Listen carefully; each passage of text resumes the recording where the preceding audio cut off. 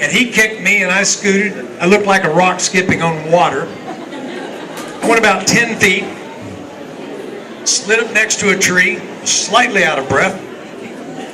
And I said, that's a heck of a kick. He came over, he said, you like this, don't you? I said, no, I love this. He said, what do you say we don't cheat the people? Let's don't cheat our audience. Got to finish the movie, so let's leave the faces alone, if we can. And let's just wail. And we did. 5 nights, 5.5 hours a night, 6 cameras. We did the fight 72 times. Now here's that, to answer your question. He broke my eye socket with a spinning kick. A spinning kick. He spins and put his foot right next to my head. Little slight crack. Okay. If you've seen the movie, you know I hit him in the ribs with a log. Remember that? It's not in the script. Now 2 ribs later, he grunted. But we became best of friends. You couldn't ask for better. You really couldn't. Next question. Shirley. Who else has a question? Shirley, you've got to Right here we go. What was, can you hear me? Okay. What was your favorite role that you ever did in your acting career thus far? That's a very difficult question to answer. But I will try. I will try. I had a movie that came out last 2012, excuse me. It was called Last Ounce of Courage. Little movie, big heart. And the movie itself is about everyone in this room. Every single one of you. Your country, your beliefs, and the freedom to have it. That's what the movie was made about. It is made literally about all of you. And, you know, what you stand for and what you believe in. That's one. Roadhouse, without question. To this day, it's still, that fight with Patrick still stands in the top 20 top fights in movie history.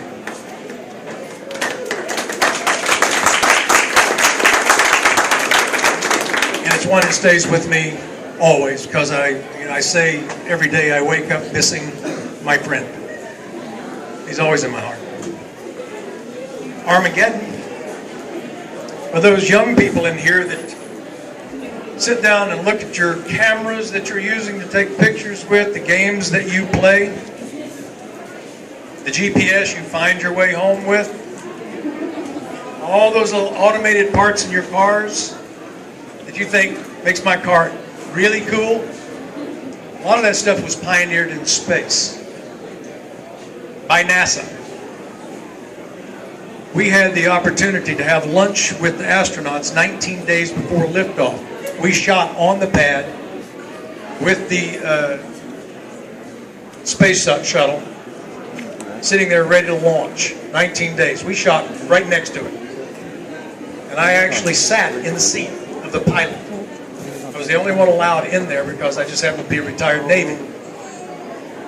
So he allowed me to sit there. So when you think about things that make a difference in your life, to walk across that gantry where heroes, people that, I mean, think about it, are willing to sit in something that is 1 million parts put together on a pad that they're going to blast you into space with, and with no guarantee you're going to come back.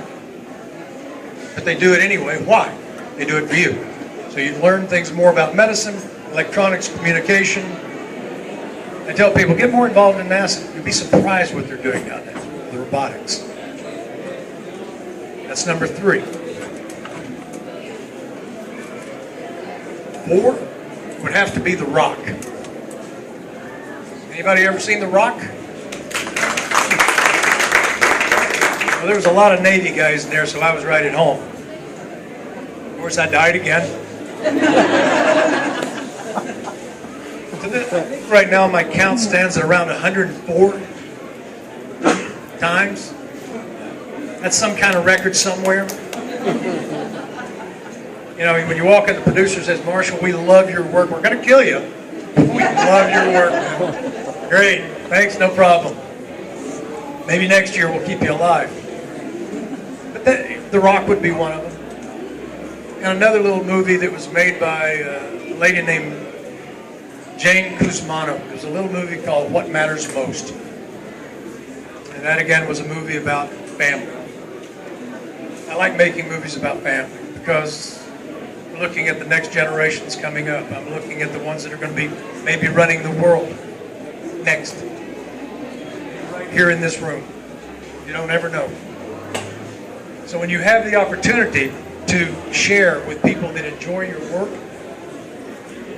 and they come up to you and they say, I watched all your episodes. You made a difference.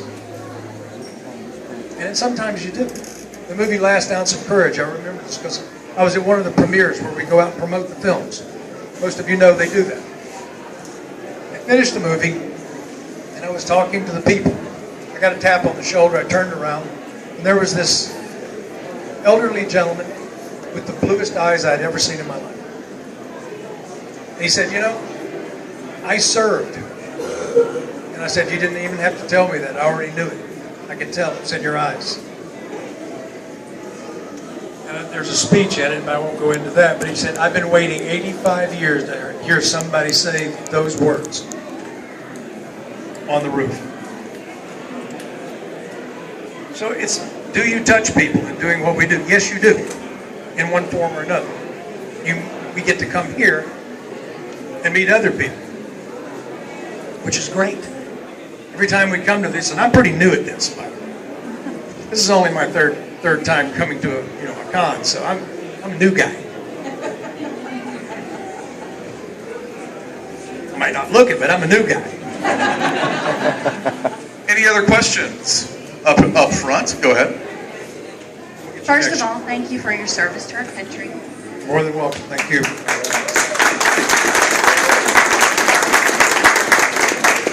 What is the hardest role you've ever had to train for? Hardest role you've ever had to train for? Roadhouse wasn't any picnic. But I've been in martial arts for nearly 5 decades.